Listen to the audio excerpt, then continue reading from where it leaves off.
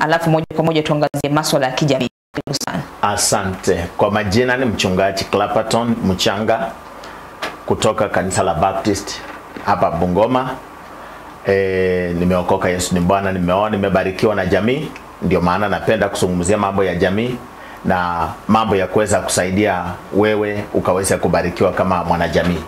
Naam, asante sana mchungaji. Naamini kwamba pengine wiki iliyopita tu kuwepo pamoja, lakini ulikuwepo hapa kwa faida ya mtazamaji wetu.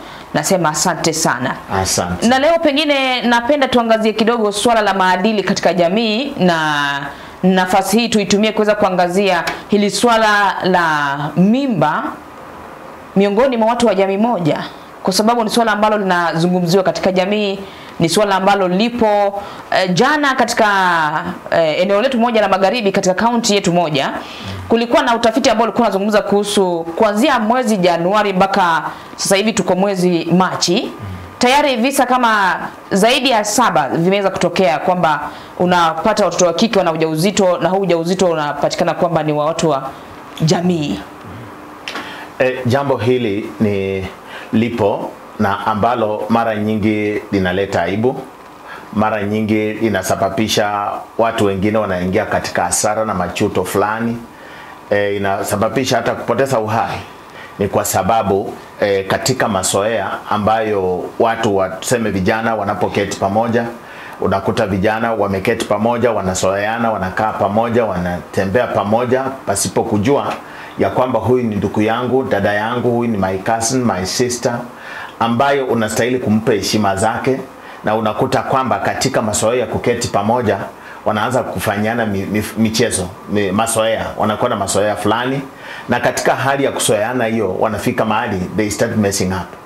Na akili ikiwaambia kwamba hawatajua, akili ikiwaambia kwamba after all, lakini baadaye inakuja wanaona tu kwamba haitakuwa na impact, lakini baadaye wanapoendelea inaleta matokeo mabaya. Unakuta kwamba inapoendelea kwa hivyo, unakuta wasichana wameshika mimba labda ya ndugu yake ama labda ya kasini yake kutoka pande zozote. Wale wenye wamekuja kuishi kwa ama wameamua kwenda kuwatembelea ama wameishi pamoja tu, na inapoendelea hivyo unakuta kwamba wasichana wanapata mimba, na katika kupata hiyo mimba inasababisha labda huyo msichana aanze kuchutia, what will I do, nitafanya nini? Unakuta kwamba wengine wameamua labda kunywa sumu, wengine wamechiua, wamefanya jambo fulani. Ama kijana anapokundua amemkosea dada yake ama kasini yake, anaanza kuona hii hapana, hii jambo sitataka lijulikane nikiwa hai, wacha ijulikane kama nimeenda. Sasa unakuta kwamba vijana wengine wanapoteza uhai wao kwa sababu ya mazoea waliokuwa nayo katika jamii mahali ambapo walikuwa nakaa. Si vijana peke yao, hata unakuta kwamba labda kuna familia ambayo labda wazazi ni walevi ama mzazi ni mlevi, na saa zingine anaweza kufika kiwango akuwe katika hali ya kucharibiwa, kuweza katika hiyo mazoea aanze kuzoea watoto, labda watoto wa watoto wa dada yake ama watoto wa mashemeji zake or something, wale wenye wanakaa karibu. Na katika ile mazoea anafika mahali inakuwa shida, ambayo niliweza kuiona. Kuna msichana mmoja alisema kwamba yeye hawezi oleka, amerithika na baba yake, na kuridhika na baba yake watu wakataka kujua ni nini unaongelea. Akasema kwamba kwa sababu baba ananifanya nina amani. So walipoendelea kufuatilia wakakundua kwamba ni kama kulikuwa na mazoea fulani iliyokuwa inaendelea, mpaka ilipofika wakati mambo ilikuwa mbaya. Wakati mzee alifika mahali akawa ameamua kuachana na yeye. Sasa msichana akaanza kulipuka na kunena maneno ambayo ilishangaza wengi. Kwa hivyo jambo hili liko, lakini ni mbaya sana. Naam. Ni nini kinasababisha mchungaji, unakuta kwamba hawa ni wanajamii? Yes. Huyu ni mtoto na babake, ni mtoto na mjomba wake, na inafikia kiwango kwamba tunakuwa na hisia za kimapenzi miongoni mwetu badala ya kuwa na hisia za kwamba huyu ni jamii. Mazoea. Wakiwa na mazoea, na mazoea sana wanapokaa baba ama ango ama babu ama mtu wa kifamilia, anti, mazoea wanayoendelea kuwa nayo inaweza kuchangia. Ama sangine wanarika, wanapokuwa labda rika moja wanafanya vitu katika maongeo, wanafanya jokes. Hizo jokes ndio huwa inaleta shida, maana unapofanya jokes inafika mahali mnasoeana, na katika hali ya hiyo utakuta kwamba itasababisha kuleta shida. Kwa hivyo saa zingine influence labda ya madawa ya kulevya, influence ya pombe, influence fulani. Saa zingine labda wamekaa pamoja na labda kama ni huyo msichana amekosana boyfriend na masoea labda wanaongeanga na anamupdate labda changamoto anapitia. So maybe yeye anafanya kama kumconsole, kumtia moyo, na inafika mahali inakuwa kama mlango wa kuleta jaribio kwa ajili ya kuingia katika tabia kama hiyo ambayo ni mbaya. Naam, na mara nyingi visa kama hivi vikitokea, mara nyingi tunakuta kwamba wale watu ambao visa vimepatikana katika maboma zao moja kwa moja, wanasema kwamba hatutaki aibu, hatutaki hii mambo itoke nje ya jamii. Tunafaa kusuluhisha ndani kwa ndani. Na pengine kule kusuluhishwa ndani kwa ndani, mchungaji Clapton, haisaidii kuweza kukabili hivi visa, ila inachangia.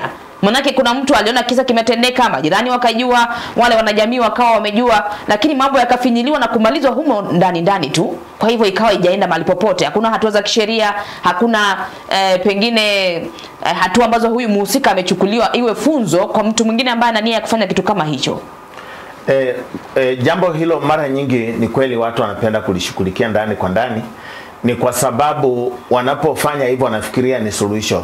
Labda saa zingine mtu anaweza kuwa jaribio ambalo anasema sitarudia na amewacha, ama situation iliyotokea na amesema kwamba hatarudia na amekoma. Lakini wengine ni masoea, baada ya muda kidogo tena hilo pepo linaamuka, haya masoea tena yanaanza, after all hata wako nipanisha, wako nifanyia chochote, nitaendelea, ama hii masoea itakuwepo tu bado. Kwa hivyo inatakana ikaweze kuchunguzwa kama kweli jambo kama hilo limetokea na mtu kama ako sincerely remorseful kwa jambo ama kosa amelifanya, akaweze kurekebishwa. Na hata discipline ndio iko zingine ya ndani kwa ndani, za zingine katika jamii zingine kuna kiwango wameweka. Kama jamii zingine wana discipline, kuna watu wa sheria wako katika hiyo familia. Mtu kama amekosa, huyo mtu atawekwa chini, atawekwa viboko, huyo mtu atawekwa condition fulani, atapewa discipline kiwango fulani kwa ajili ya kuona kwamba kundue achutie makosa aliyoweza kuyafanya. Lakini kama hawana ule mwelekeo, basi inastahili ni vyema sheria ikaweza kuchukua mkondo, kwa sababu hiyo ndio itakuwa funzo kwa wengine. Hiyo itakuwa labda mwisho wa kuweza kufanya jambo kama hilo, kwa sababu ikiwa hivyo labda leo mmoja, kesho mwingine, uwezi jua sasa itakuwa hiyo meriko mpaka wapi. Naam. Na kulingana na historia, kitambo tulikuwa nasikia kwamba pengine swala kama hili lingetokea, kuna hatua ambayo ingechukuliwa kwa ule mtoto ambaye anazaliwa kutokana na kile kitendo. Lakini kwa sababu sasa hizi tumeona idadi ni wengi, idadi imezidi kuongezeka. Kwa mfano kati ya miezi miwili hadi miezi mitatu, labda watoto wa kike ni 10 ambao wana ujauzito wa watu wa ukoo, watu wa jamii. Wajua labda mila ya kitambo ilikuwa inatokea mara moja, once in a while, na inakuwa ni swala ambalo lilikuwa linachukuliwa kwa uzito, na hata walikuwa na chukua yule mtoto, sijui kama ni kusema tu ama ilikuwa inatendeka kwamba wakati mwingine angepelekwa katika sehemu ya mbali, angepelekwa pengine kwenye ile children home, angepelekwa katika jamii ambayo si yake moja kwa moja, ili aondoke katika ile jamii, manake alikuwa anaonekana kama ni bad omen kwa ile jamii. Lakini saa hizi wanazaliwa wakiwa wengi tu, tutawapeleka wapi? Na hata siku hizi pia zile mila na tamaduni zimebadilika, kwamba wakati mwingine inabidi wasalie pale pale katika jamii.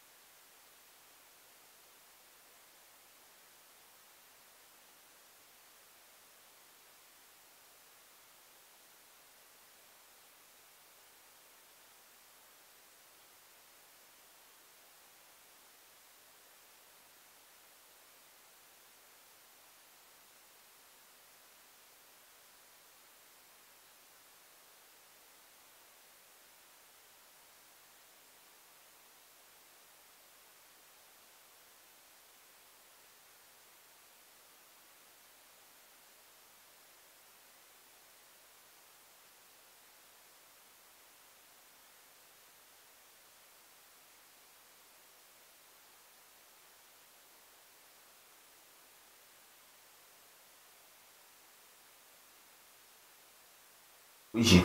Kwa hivyo mwanzo ilikuwa kwamba kwa sababu ya hii heshima ku maintain that integrity and sanity in the family, ndio maana walikuwa wanajaribu kuwatenga. Lakini sasa kwa sababu ya tabia na watu wameendelea kuchukua mambo kawaida, ndio nakuta kwamba they can't condemn 100%.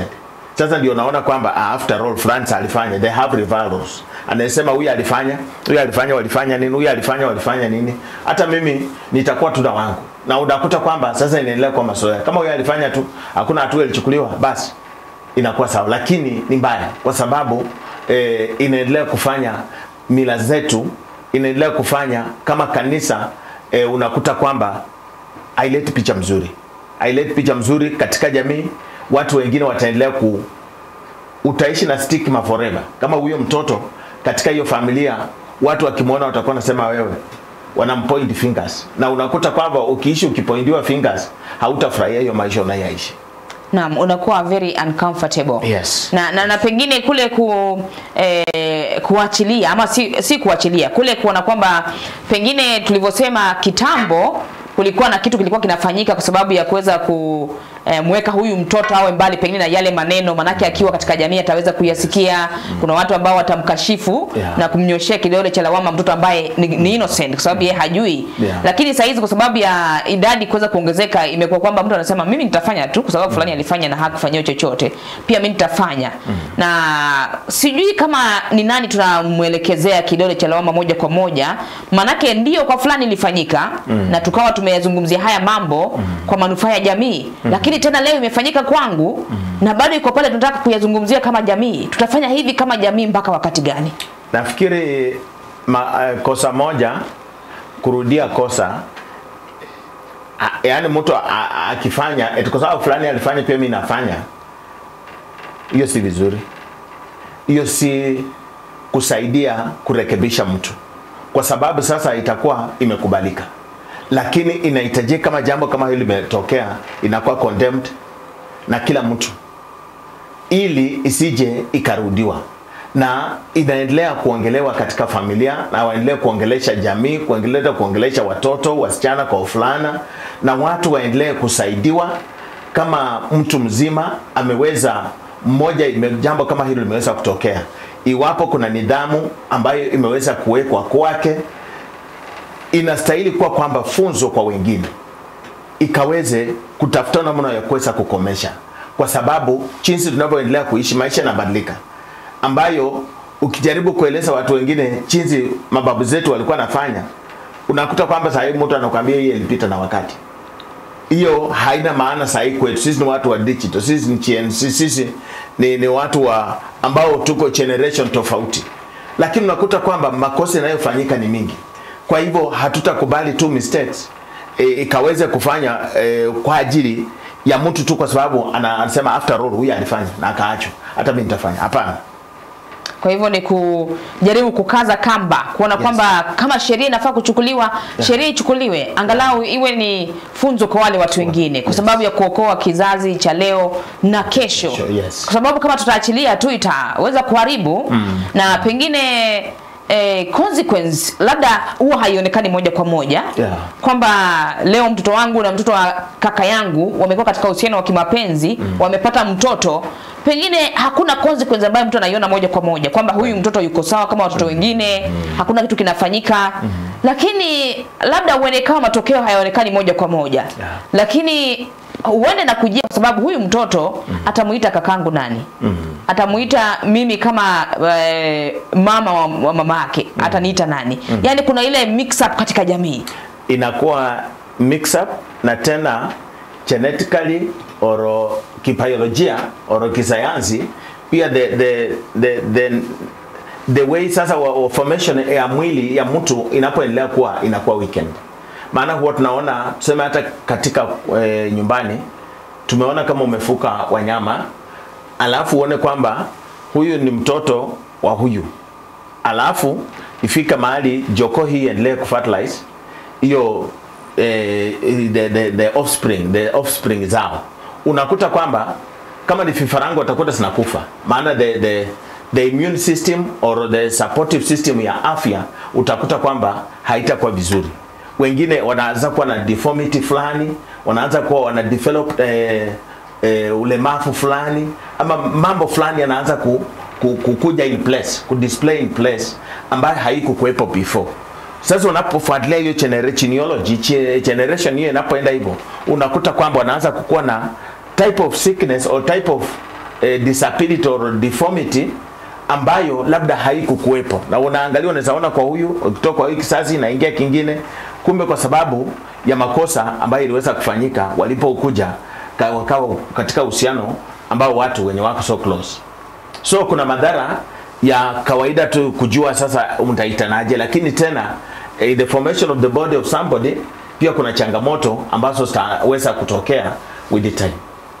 Naam, na unakuta kwamba pengine kuna watu ambao tunafaa kuwauliza ni kwa nini wanaacha mambo haya yafanyike. Manake labda mimi na wewe katika jamii tunajua kwamba tukiacha hili litokee kutakuwa na madhara ya baadaye, lakini bado tumeachilia. Na kuna kule kusema kwamba labda baba, kwa mfano babangu mzazi pengine anakuwa na mahusiano nje ya ndoa, na anapata kwamba ana watoto nje ya ndoa, lakini hawezi kumwambia mtu, inakuwa ni kama ni siri. Ama mama pia anajikuta kwamba amehusika katika mahusiano nje ya ndoa, anapata watoto na inakuwa ni siri. Kwa hivyo hao watoto wanakutana pasipo kujua kwamba wao ni watu wa jamii moja, kwamba wao wana ukoo fulani. Kwa hivyo wanajikuta wameingia katika uhusiano wa kimapenzi, na huyu mzazi ambaye anaufahamu kwamba hao watoto ni jamii, ananyamazia tu. Katika hali hiyo tumeweza hiyo nimeona lenye unasema hilo nimeona, na wakati kijana alipatana msichana na wakawa wamekaa pamoja tayari wamezaa mtoto, walipokuja kuweza kuambia, sioni kwamba kama ni vizuri, lakini wao wali insist ya kwamba na sisi hatuwezi achana. Lakini walipokaa muda kidogo, watoto waliofuata wawili from nowhere, wale watoto walikufa. Wakashindwa ni nini? Maana wanalishwa hawanoni, wanalishwa afya yao haiko sawa. Wanapoendelea wanashindwa ni nini? Madaktari wanajaribu chenye wanafanya, lakini mwisho wale watoto waliweza kufa. So ikawa ya kwamba labda kwa sababu ya uhusiano wa damu ambayo uko karibu sana, unaweza kuwa pia umeweza kuchangia. Kwa hivyo linalohitajika kufanya ni kwamba iwapo kuna jambo kama hilo limetokea, heri lisungumuziwe wazi, lishughulikiwe haraka, ili isiche kwamba unaona liko linatendeka na umenyamaza, maana madhara yake yatakuja. Madhara yake itapatikana. Na tusingoje madhara ambayo yatakuwa tule to correct. Maana mengine tunaweza rekebisha. Mzazi unaweza jua kwamba hii jambo linaweza tokea. Kama unakaa na wasichana kwa nyumba na watoto wa shangazi na watoto wa ango wakiwa pamoja, wajaribu kuwaongelesha na call a spade a spade. This is your sister, this is your brother. Huyu ni mtoto anti yako, huyu ni ango yako, huyu ni mama yako, huyu ni baba yako, ili kila mtu akaweze kuelewa. Na ukiona anything, dalili kama hiyo inakuja, condemn it. Na ukiona kwamba ina persist, hata kama ni mtoto amekuja kuishi kwako, heri arudi kwao. Kama mtoto anakaa pale, heri uhakikishe kwamba kuna separation, na umeweka hadharani mapema, ili kila mtu ajue kwamba this is bad, this is bad. And above all, to keep praying for them, because sometimes it's so hard. Mtu akiwa possessed in some things, they also need to be prayed for, because this is like a demon or a curse. Mtu anapotaka kuwa interested na watu ambao anajua kwamba they are blood related. Naam. Inakuwa ni kitu ambacho pengine kiko ndani, na kuna mahali kilianzia pengine na hakikuwa tackled katika njia ambayo inafaa. Kwa hivyo kinakuja kinafuata. Kwa hivyo ni vizuri pia wakati mwingine inakuwa tackled spiritually, kwamba tuanzie mahali ambapo haya mambo yalianzia. Tujue nini kikafanyika na kikafika kwenye kizazi cha leo, na bado pengine inajitokeza na kuweza kuendelea. Na pengine wakati mwingine katika jamii ya kawaida, Pastor Clapperton, mtu kuwa na uelewa kama ule inakuwa ni ngumu. Kuona kwamba labda hili swala si la leo, lilianza sehemu fulani na limekuja, lakini labda huyu mtu ambaye anahusika moja kwa moja au jamii inahusika haelewi, hana ule ufahamu. Sijui kama pia ni vizuri tukue na ile nafasi ya open up kwamba tunapoenda katika madhehebu ya kidini mbalimbali, tunapopata washauri kama nyinyi ambao ni wachungaji, tuwaambie ukweli kwamba mtoto wangu amefanya hiki na hiki, na si hiki tu, kilifanyika katika jamii yetu mahali fulani, mwaka fulani, katika sehemu fulani, katika jamii fulani, na ninahisi kama kinajirejelea, ili kuwa na ule msaada. Ni kweli, kwa sababu mara nyingi yani sema ukweli upone. Ongea ukweli ukaweze kupona, ukaweze kusaidika, ukaweze kujijua na ukaweze kutoka katika mteko uko ndani. Kwa sababu mtu anaweza kuja kanisani anakuambia pastor niombee tu, watoto wangu ni wagonjwa, pastor niombee tu, kwetu wanakufa tu, lakini huwezi kujua what is the root cause. Ukijua chanzo utaweza kumsaidia kwa root, kwa misisi yenyewe, kuliko anakuja kuambia wewe omba tu unaenda. Hii kitu kesho inaonekana tena, inatokea kwa mtoto mwingine, inatokea, inaendelea kutokea. Lakini mkijua mtrace from the beginning, from the roots, utaweza kumsaidia huyo mtu. Sio kuja mtu anasema tu unaongelea kukata branches huko, lakini misisi baada imejishika itachipuka tena. Lakini ukitaka kumsaidia mtu lazima akaweze kuongea ukweli. Kama wanaweza trace wafike kwenye ilianzia, ni nani alianza, ilikuwa namna gani, madhara yake ilihandoliwa namna gani, so far ikoje. Sasa unapojaribu kumuelewa mtu from the beginning, unajua ni wapi unaanzia. Na wengine wanahitaji kuongeleshwa, akaweze kuelewa, akaweze kuonyeshwa the side effects ya uhusiano huo na yenye wako anafanya. Maana wengine wakijiingiza katika hayo mambo, utakuta kwamba ndoa yao itakuwa shida, whether kuoa ama kuoleka, ama itafika wakati maisha yake anachiachilia, ambapo sio mapenzi na makusudi ya Mungu. Mungu unapofikia wakati, Biblia inasema kwamba katika kitabu cha 2 Chronicles 7:14 ya kwamba ikiwa watu wangu walioitwa kwa jina langu watanirudia, wachinyenyekeshe, watubu dhambi zao, mimi Mungu nitawasamehe na kuponya nchi yao. Wakati wanajirudia, aone haya ni makosa nilifanya, hii ni mama alifanya, hii ni babu alifanya, hii imekuwa kwetu, na sasa wakaweza kusaidia from the beginning, Mungu anaweza waponya, anaweza watakaza, anaweza wabariki, tena wakaweza kufanikiwa. Kwa hivyo tunapomrudia Mungu, tujiachilie. Usiende 40% umekabidhi kwa Mungu, 60% unasema hii ni yangu tu, hii ni yangu tu kwa moyo, siwezi ongea. Maana hautasaidika. Lakini ukiachilia, basi unapata uhuru wa kuweza kupona. Naam, kuna wakati mwingine pia tunapozungumza kuhusu mambo ya sheria, kuna wakati kumetokea na pendekezo kwamba kule kuoana kwa first cousin kwamba si makosa. Nasema kisheria kwamba si makosa, na pengine wakati mwingine sheria huwa inakinzana moja kwa moja na mambo ya kijamii, na pengine kwa kiasi kubwa tunasema kwamba inachangia, kwa sababu huyu mtu ambaye ameambiwa kwamba first cousin kwa na uhusiano kimapenzi naye pengine haina kosa, kuna mtu ambaye haelewi first cousin nani. Kwa hivyo anajikuta anafanya kitu akisema kwamba sheria ilikubali. Sheria imekubali, lakini katika masuala ya kijamii na kidini haikubaliki. Aswa kiafrika, hiyo story unasema ama jambo unasema, hilo ni borrowed kutoka from other side. Lakini kiafrika, heshima ya ujamaa ndio ya maana. Huyu ukisema kwamba huyu ni ndugu yangu, huyu ni dada yangu, huyu ni cousin yako, is your brother, is your blood, kwa njia moja au nyingine ana influence katika maishani mwako, na hautakuwa na kipimo cha kuweza kupima how much, kiwango ambayo iko ndani mwangu ambayo inafanana na yeye, in case tukiwa katika uhusiano inaweza leta matokeo gani. Katika kiafrika sisi tunajiheshimu. Wanaposema visasi vinne, up to 4th generation, hii heshima iko na inastahili kuwepo. Huyo mtu ni relative yako, huyu ni ango ya, huyu ni baba yangu, huyu ni babu yangu, huyu ni babu wa babu yangu, na huyu ni babu wa babu wa babu yangu. Huyu ni mtoto, yani mpaka 4th generation. Hiyo we are still related, we are still a family, ambayo mtu astahili kusema tu ukitoka wa pili ukifika wa tatu is not your relative. Yes, we are still relatives. Hiyo ndio inafanya kiafrika heshima hiyo inakuwepo. Na watu wanaokuja na hiyo mitindo ya kutaka kusema kwamba poro kutoka kwa wa kwanza wa pili, huyo wengine hao ni watu tu unaweza kuishi na wao. Maana katika masoea hayo utatoka wenye unasema unaanzia pale, utarudi mwisho, utarudi kwa dada yako ama ndugu yako ama the first cousin. Kwa hivyo utakuwa umefungua mlango, hauja close that nut. Kwa hivyo ni isalie kwamba katika mila tamaduni zetu za Kiafrika ziweze kuheshimiwa na isalie hivyo hivyo. Isalie hivyo. Kwa nini? Jamii ziko nyingi. Kenya tuko na how many tribes? Nyingi sana.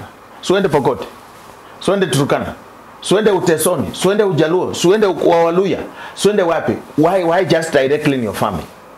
Kwa nini mtu alenge tu anataka tuko familia yake? Sutoke watu kule wako wengi wakutaka kuolewa, wakutaka kuoa, wanaotafuta. Lakini kwa nini narrow down to your family ambao ikupe unapokaa unawaza na huyu ni dada yangu, huyu ni shangazi yangu, huyu ni ango yangu, huyu. Kwa nini uende katika kitu ambacho unajua saa nyingine wakiongea inakushtua? Haya, ukipatwa na changamoto unaanza kuona kwa sababu huyu ni damu yangu ndio matokeo haya yametokea. So utafute kwingine. Mataifa siko nyingi, suende usunguni, suende popote, fungua macho na ukaweza kupata kwingine, si lazima urudi katika nyumba yenu. Naam. Hata Kenya tu mtu na more than 42 tribes. Toka katika tribe kwenu kidogo, jaribu kuangalia kule kwingine. Kama tribe yenu ni kubwa hivyo, kama ni Wabukusu, tuko ngapi? Almost 2 million. Kama umeshinda kupata kwa 2 million, so pata sasa kwa the remaining almost 40 million tena. Tafuta huko. Yes. Kwa hivyo ni swala la nidhamu yako mwanzo mwenyewe. Ni watu kupotoka tu, ni kupotoka tu kuanza kufikiria kurudi kwa nyumba. Tafuta nje. Na waiting. Na mambo ya kutaka kuexperiment na kuona kwamba mimi nimesoma sana, nina elimu, nimepata elimu, haya mambo ni imani ya watu ambao hawakuwa na elimu, ni imani ya watu ambao hawakuwa na uelewa. Kwa hivyo mtu anahisi kama ametoka yeye akiwa ametoka labda chuo kikuu, ametoka katika taasisi za juu za elimu, anakuja anasema kwamba mimi yeye anaitwa learned friend. Kwa hivyo anasema mimi nikiwa learned friend najua mengi kuhusu yule ambaye alikuwa hajui, kwamba huyu nyanya alikuwa hajasoma, babu alikuwa hajasoma, haelewi, hana uelewa, lakini mimi nina uelewa.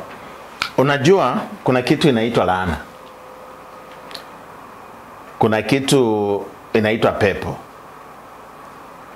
Kuna hiyo masoea yenye wanasema hiyo ambayo iko kwa damu pia iko hapo.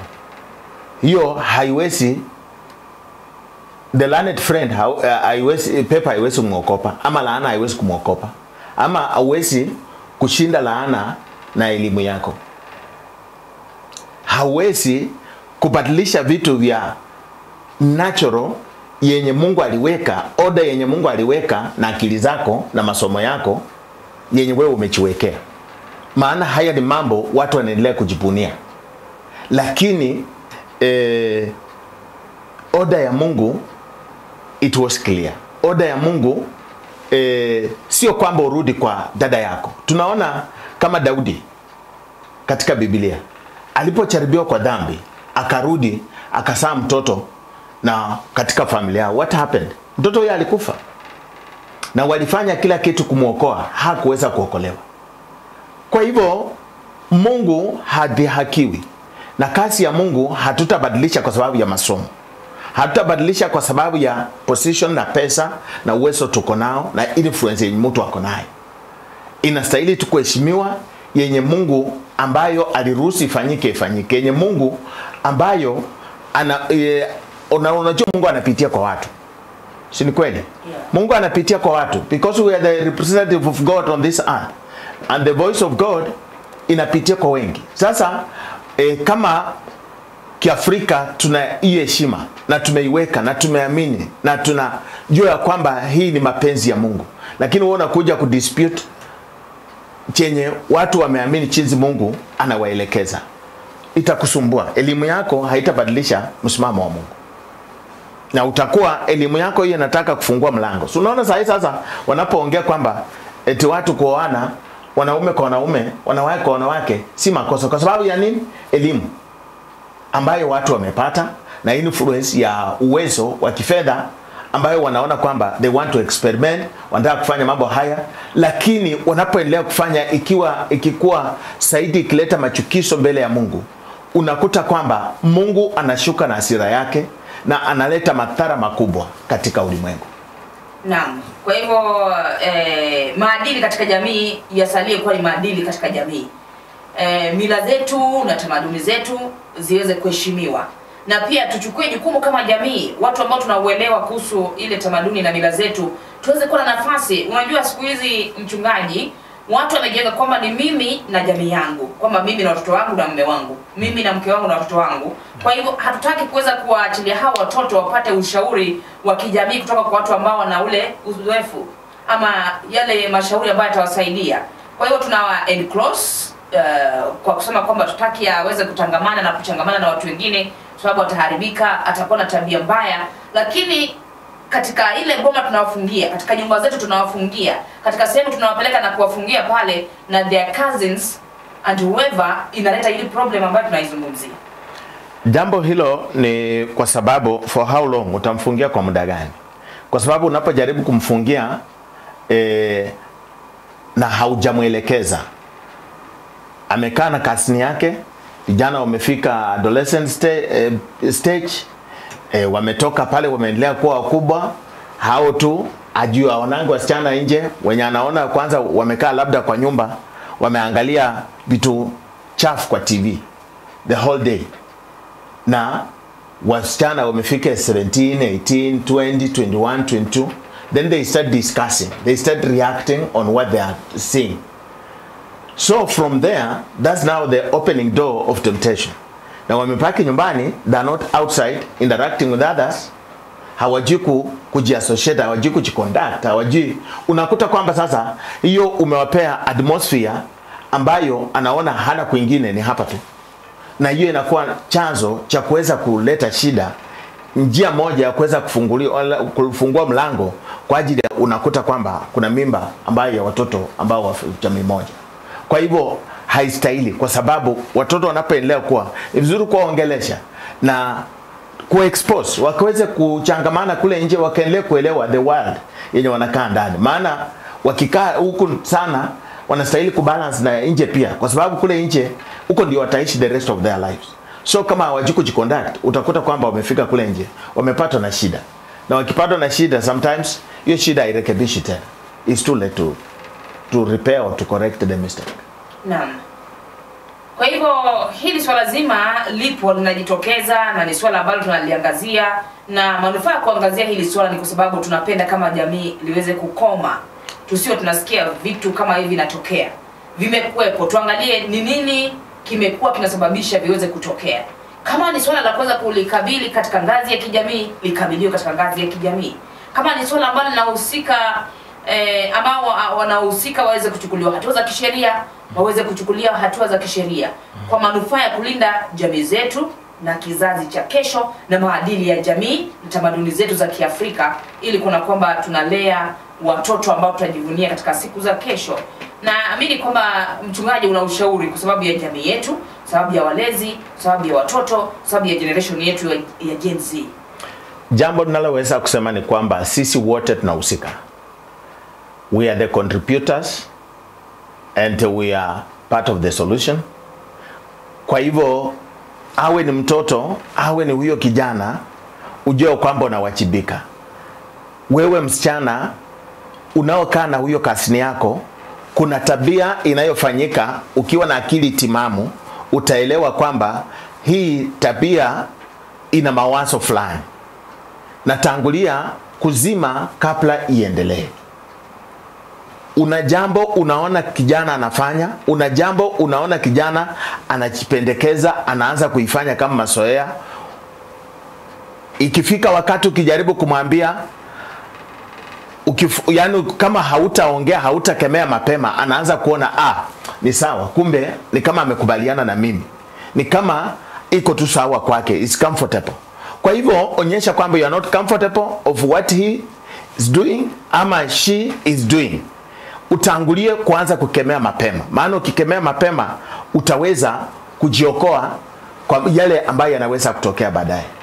La pili, jinsi ya kujiconduct, jinsi ya kujiweka na jinsi ya kujielekeza. Unakuta kwamba kama wewe msichana ukiwa umekaa na kazani wako katika nyumba, kaa katika njia ambayo unajua kwamba huyu ni damu yako. Usifanye mabasi ya kumpa macharibio ya kumfanya kuwa na temptation. 3, usijifanye ya kwamba ni kasini yako na unasema tunasafiri Mombasa, tunaenda kwa bar, tunaenda kunywa, tunaenda kulewa, alafu haujini wapi utalala, haujini nini kitafanyika baada ya kulewa, influence ya pombe ama influence ya bad company, because bad company always corrupts good morals. Unaweza kuwa mzuri lakini mnatembea na watu wenye si wazuri, itafungua mlango. Kwa hivyo wote tunahusika. Vijana wenyewe wanahusika, wazazi ambao tunakaa nao watoto tunahusika, kwa sababu kuna mengi unaweza kuona. Mtu anasema kwamba kwenye mapenzi iko utaona dalili. Utaona tabia fulani inapoendelea, unaona kwamba hii si mzuri. Na ukiwa mzuri condemn it, kama ni mzazi ama kama ni mtu ambao unakaa na wale watoto. Tangulia kusema kwamba hii mchezo sitaki kuona eti lazima mkienda lazima muende wawili, lazima muongee mpaka muangalie TV mpaka saa 6. Ni nini mko mna watch? Saa 6 hiyo, saa 8 hiyo. Tangulia kwanza kukemea vitu ukiona tabia kama hiyo, ili ijaribu kuzuia mambo kama hayo. Saiti ya hapo, kama Wakristo sisi tunawaambia kwamba tuwaelekeze kanisani, tuwaelekeze kwa maombi, maana mtu akidumu katika maombi sana, vijana wakidumu katika maombi, mwili itakufa. Mwili, mambo ya matendo ya mwili itaendelea kutulia.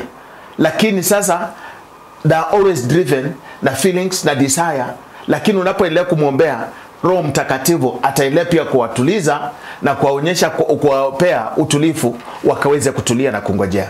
Kwa hivyo wote, wazazi tunahusika, serikali inahusika, watoto vijana wenyewe pia wanahusika. We can be a problem causer and a problem solver ourselves. So kila mmoja tunawajibika, maana madhara yake itatuaffect sisi wote. Matokeo mabaya hayo itafanya heshima itoke, itafanya wengine wa uchela, inaweza ita mtu katika hiyo hali, inaweza fanya wengine wakaweza labda amue kwamba aibu hii ni too much, wa commit suicide, watu wakaweza kufanya mambo kama hayo ambayo ingeweza kusuiliwa. Kwa hivyo ukiona dalili, sima kabla yakaweze kulipuka. Naam, asante sana Mchungaji Clapperton. Ni muhimu kwamba tuweze kuyazingatia yale ambayo umesema. Kama ni kuweza kuyasitisha mapema, tuyasitishe haya mambo. Kama ni kuweza kukabiliana nayo kwa wakati, tukabiliane nayo ili tusiachilie overgrow. Maana itakuwa inaharibu kizazi chetu cha kesho. Na wakati kizazi kimeharibika, sisi tuliotangulia tunalaumiwa pakubwa. Kwamba fulani hakuwajibika, kwamba fulani hakusema, kwamba fulani hakuweza kukemea. Kama angekemea, labda kingeendelea na ingekuwa ni kitu ambacho kingeweza kukabiliwa katika ile hatua ambayo hakingefika sehemu kubwa na kuweza kuharibu maadili ya jamii. Na pia wahusika wenyewe, maana tunazungumza kuhusu watu ambao wana miaka 16, 17, 18, 20 mpaka watu wazima, tuweze kuwajibika katika matendo na mitazamo yetu. Na ulivyosema kwamba inafikia hatua ambayo pia watu wazima kabisa wenye umri wa makamo wanajikuta wamehusika pale. Kwamba think kabla ufanye kitu. Fikiria kama mtu mzima, upright thinking, kwamba mimi, kwa nini mimi nifanye hiki kitendo? Na najua kwamba sifai kukifanya, mbona nichukue hatua ya kukifanya, ili hali ni makosa katika jamii, ni makosa mbele za Muumba, ni makosa katika maisha yangu na nafsi yangu mwenyewe, ili iweze kutusaidia. Asante sana Mchungaji Clapperton. Nikupe nafasi pengine kama kuna swala ambalo ungependa kumaliza nalo kwa maneno mawili matatu hivi. Nataka kusema kwamba kwa wote ambao walipata nafasi kusikiza, jambo hili usiseme haliko, na kama haliko laja, na kama haliko kwako liko kwingine, na kama haliko kwingine liko hapa na uchalijua. Lakini wote tukaweze kuwajibika, wote tukaweze kuwajibika, kwa sababu ya nini ufanye kitu ambayo baadaye utaishi ukichuta, si siku moja, the rest of your life. Kwa nini ufanye mtoto asaliwe ambayo watu wakimuona watakuwa na mlaumu, watakuwa na mkondemu, na mtoto akikuangalia kuja kuuliza maswali utashindwa kujiongelesha, utashindwa kueleza ni nini ilifanyika.